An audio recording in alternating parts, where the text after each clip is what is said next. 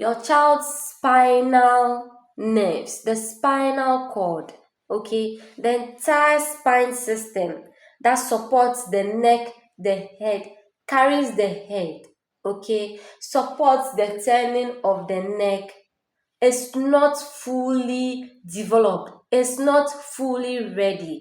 And that is why I recommend that you try and then seek the appropriate guidance before you introduce your child to things like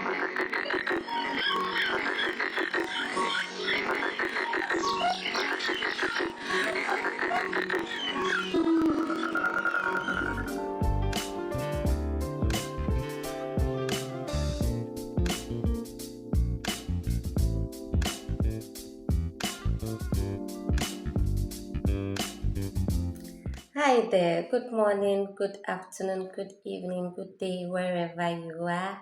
It's me again, the pediatric medical coach. So we've been away for a while. Yeah, and while we were away, we had so many discussions, and I thought, oh, my subscribers, my viewers would really benefit from it. So I thought it wise to share that topic, that discussion with my viewers also. Okay. I hope you and your little ones are doing well. I hope they are thriving. I hope everybody is just fine. Everything it's okay. Okay. By that, I know that the economy is not really that um, favorable, but we thank God for life. Okay, we thank God for the opportunity, for giving us life every day. Okay, yeah. So if you're still not subscribed already, kindly do well to subscribe, like, comment, share to any mother, any single parent out there, any teenager even that you think has needs support and also would be open to help learn from an authentic source to help their little ones thrive. Okay. Yeah, so let's get straight into our video. For today's video, we are going to be talking about why you should just, allow your child go through something until they are ready for another step before you take them along or introduce them into it. Okay, so why you should just allow your child to go through something without being rushed. All right. So to explain further, so you get the concept I'm talking about. When you are guiding your child to crawl, for example, okay, so let's take the first example. You are trying to teach your child how to crawl.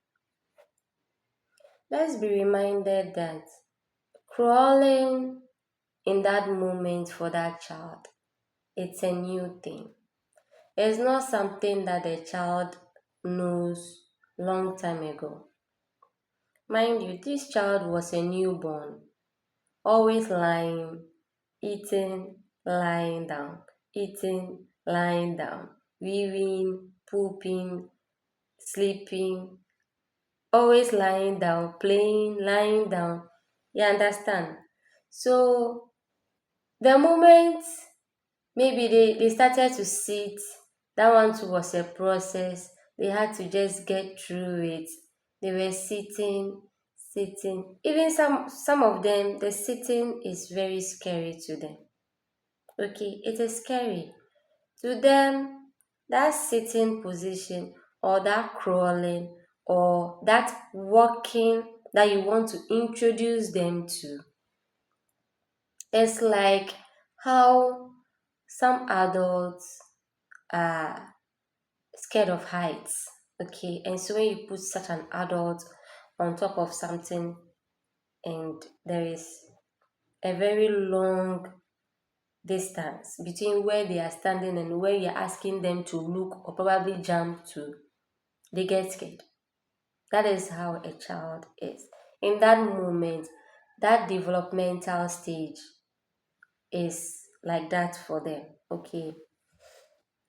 And so I personally, okay, I advise that make sure your child is ready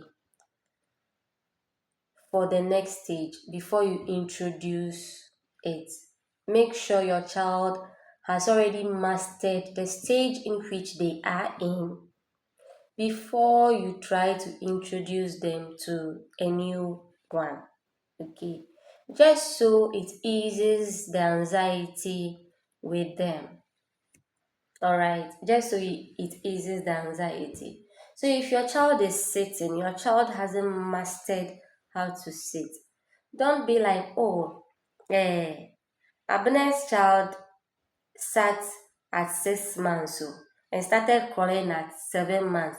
So if your child is now mastering sitting at 7 months probably and hasn't yet mastered it, and you want to already introduce your child to crawling, you might be rushing your child, you might induce fear, you might increase your child's anxiety because already their body is in anxiety mood. And so you realize that for some children, when they are about to switch into other developmental milestones, go a little higher from the levels that they are used to, you realize that some of the kids, okay, the little ones, you notice some of them, okay, this might not apply to everybody, but it might apply to some percentage. Some mothers might take notice of this thing I'm about to mention.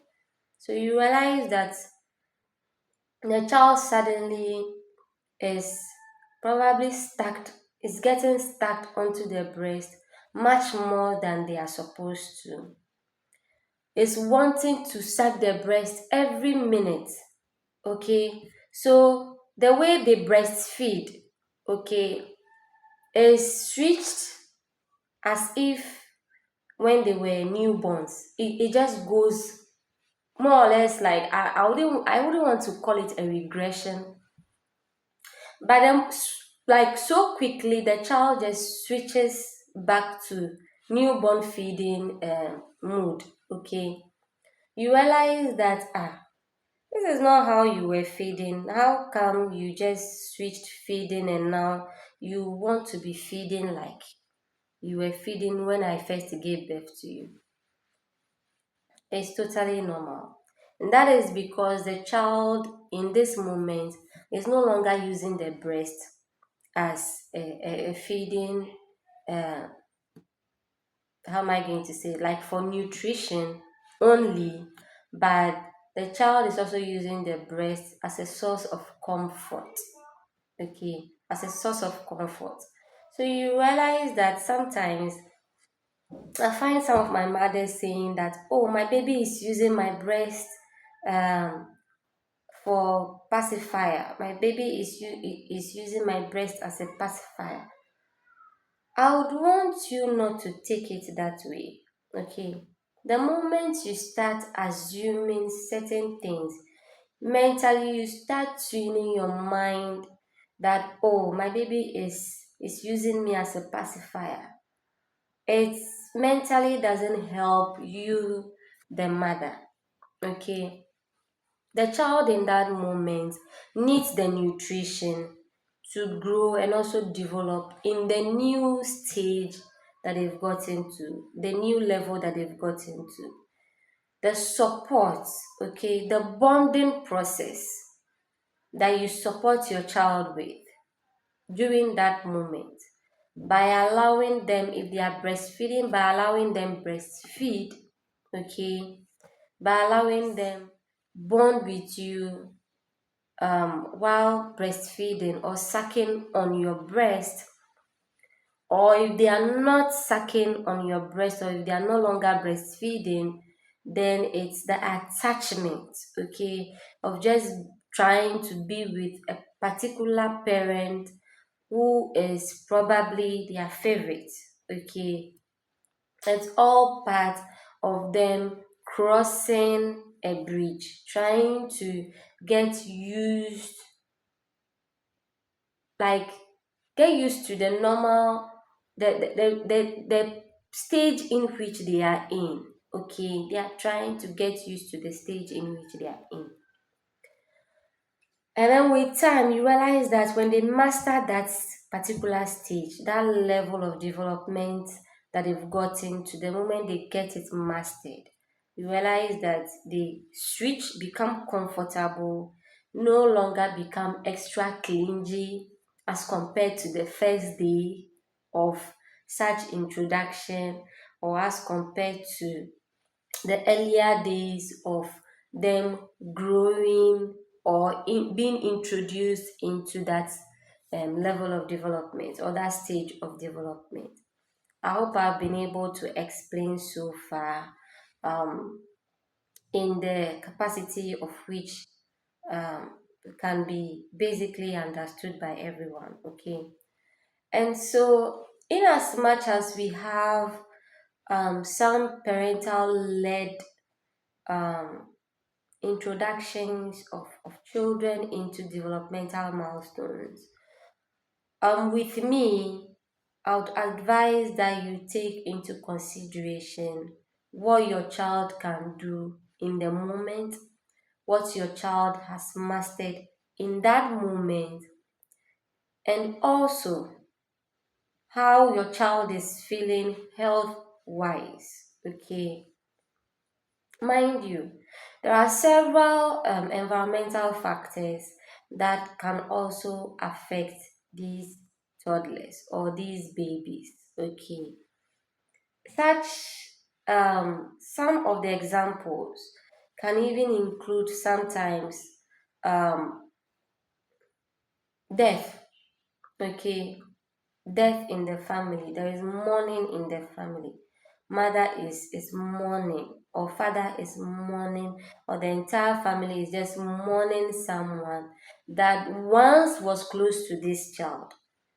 Children pick up on the emotions of their parents. Okay. And so during that moment, the child has that environmental factor, which is an external factor having an impact on them, and their own developmental stage factors, okay, which is also having a little bit of a toll on them, just because they are being, coincidentally being introduced into a new level, and that also comes with its own emotions as well as the external environmental factor. Okay, and so that actually weighs down this baby emotionally. In some children, you find out that they've delayed a little bit. And so I get to talk with the parents for a while. And then I realize that, oh, okay, probably this is the main reason why child has, uh, slowed down on development as compared to um, few months earlier. Okay. And then we give the child some time. And then you realize that the child boosts or bounces back, that's the right word, bounces back to where they used to be months before or months prior to the new developmental stage. Okay, and most at times this is not easily recognized by most parents. And so with my guidance, we are able to know what to do if we are to probably allow the child take a break, or we should of course just help the child by going in for a parental led introduction, okay, into this developmental milestone, which can consist of helping the child walk, helping the child crawl, or probably helping the child sit. Okay, so it's not that your child is not feeling well or your child is not ready and you are forcing the child to sit or learn how to sit or just learn how to do something right there and then. Every child is different. Okay, some children also regress in development or probably just take a pause if they are teething. Okay, because every child experiences teething in different forms. No child is equal, no child is the same. And that is the most important reason why I, as a person and as a professional in my field, I do not recommend throwing generalized advice to every kid and then asking them to follow up with just that, because every child might be different. And so you realize that when you look in the comment sections of other professionals who just give generalized statements of what should be used for a child, this and this and this works, this works, this works. You realize in the comments you find mothers who say that, oh, I didn't do this for my child, or I did this for my child, but it didn't work at all. Instead, I did this rather. This was what helped. Or, hey, we did all of those things, but it still didn't work. That is because the assistance or whatever it is that you had listened to isn't tailored to your child's situation, isn't tailored to the situation you have in your home, isn't even tailored, okay, to actually fit mother's time, parents' free time, to make it easily adaptable for the entire family. All right. And so at the end of the day, the entire thing stresses the family. It puts mental stress, psychological stress on most especially the mother as well as the father. Okay, not forgetting the fathers. They do well in accommodating a whole lot of emotional stress just because they are the men. They are supposed to support and be strong for their wives and children. Okay, yeah, and so they do well in handling such situations. It's a whole lot.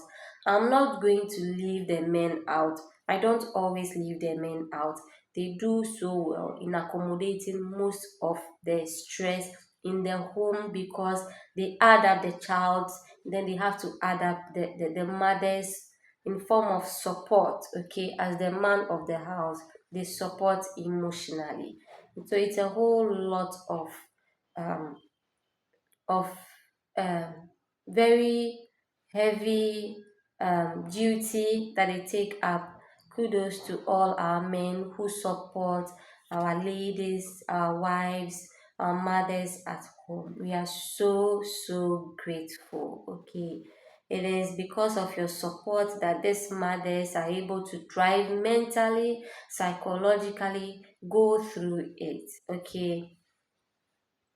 Um, Yeah, so another point I would also want to explain is that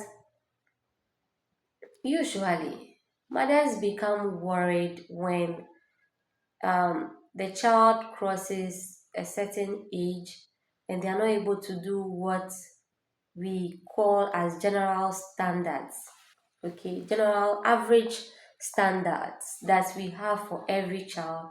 And so we say that, okay, by 6 months we expect baby to sit, okay, by 8 7 8 months we expect your baby to be doing a lot of things. 9 months we expect your baby to be crawling, okay, at most.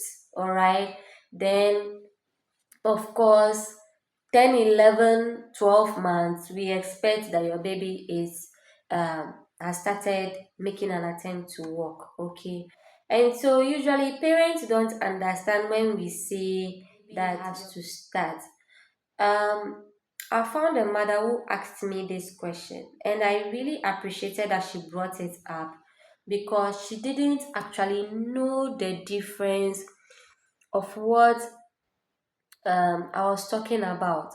Okay, and I found it very, very much grateful because it opened up different discussion associated with her child, and we were able to find solution to whatever that her baby was going through. Okay, and it's more or less like, if we are saying that by 6 months your child is supposed to be sitting, it's not that your child has actually mastered sitting per se, but it's like, okay, your baby is sitting, is making an attempt to sit, sort of.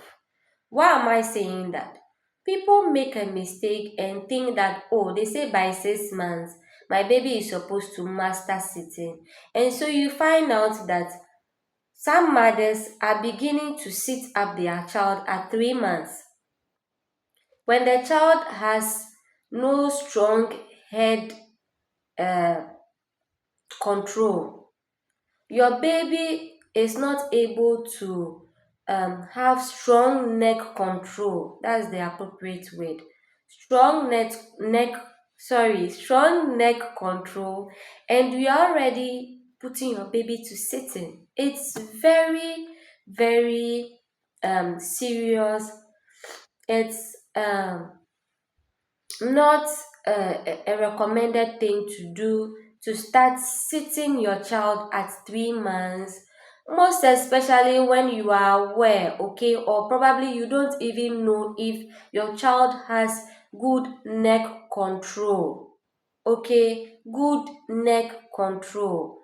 Please make sure that you get your child evaluated, okay, before you introduce your child to a next stage. Don't be in mother support groups that will say, oh, if your child is 3 months, you can start sitting your child down and then you do it. You might, okay, you might be causing some form of harm to your child, and that is because at 3 months your child's spinal nerves, the spinal cord, okay, the entire spine system that supports the neck, the head, carries the head, okay, supports the turning of the neck, is not fully developed, it's not fully ready. That is why I recommend that you try and then seek the appropriate guidance before you introduce your child to things like that. Okay, because you can do that, probably your child is not late, but your child's body development readiness to actually get to the next stage is not it's not, how am I going to say, your baby is just not ready for that stage yet. You do that, sometimes it doesn't even work at all. Sometimes the baby might sit, but later on in the future your baby might be experiencing certain issues. I had an instance whereby a lady took a child to the hospital, and a physiotherapist was insisting that the child should probably be sitting by 5 months.